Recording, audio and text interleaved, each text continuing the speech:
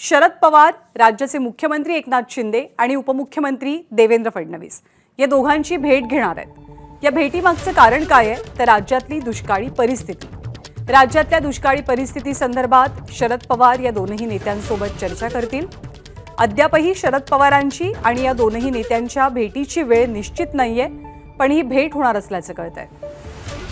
निलेश बुधावले आपल्या सोबत आहेत। निलेश, लोकसभा निवडणुकांनंतर होणारी ही मोठी भेट असेल, कसं नियोजन आहे या भेटीचं? ज्ञानदा मागचे 3 दिवस राष्ट्रवादी काँग्रेस शरदचंद्र पवार पक्षाचे प्रमुख शरद पवार यांनी बारामती तालुका असेल किंवा आसपासचा परिसर असेल या ठिकाणी युगेंद्र पवार आणि शरद पवारांनी गाठीभेटी दिल्याचं पाहायला मिळालं होतं। दुष्काळी भागाचा आढावा घेतल्याचं पाहायला मिळालं होतं। राज्यातली परिस्थिती काही दिवसांपूर्वीच त्यांना वर्णन केली होती आणि महाराष्ट्रातल्या ठिकठिकाणच्या धरणांमधल्या पाणी पातळीची देखील त्यांना माध्यमांसमोर माहिती दिली होती आणि जर सरकार या संदर्भात काही उपाययोजना करणार नसेल तर रस्त्यावर उतरून आंदोलन करावं लागेल अशा पद्धतीची थेट घोषणाच केली होती।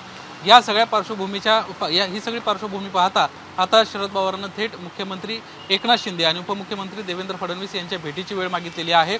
आज ही भेट होणं अपेक्षित नाहीये, कारण आज उशिरा शरद पवार मुंबईत दाखल होत आहेत। उद्या किंवा परवा ह्या दोन्ही महत्त्वाच्या नेत्यांची शरद पवार भेट घेतील आणि राज्यातील जी सर्व परिस्थिती आहे त्याबाबत त्यांना माहिती देताना आपल्याला पाहायला मिळेल।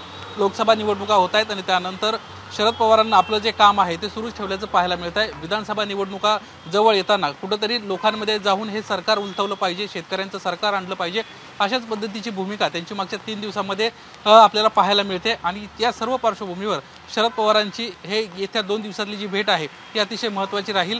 दुष्काळ प्रश्नावर सरकारला कुठेतरी घेरताना शरद पवार आपल्याला पाहायला मिळतील। धन्यवाद निलेश या सगळ्या माहितीबद्दल। एबीपी माझा, उघडा डोळे बघा नीट।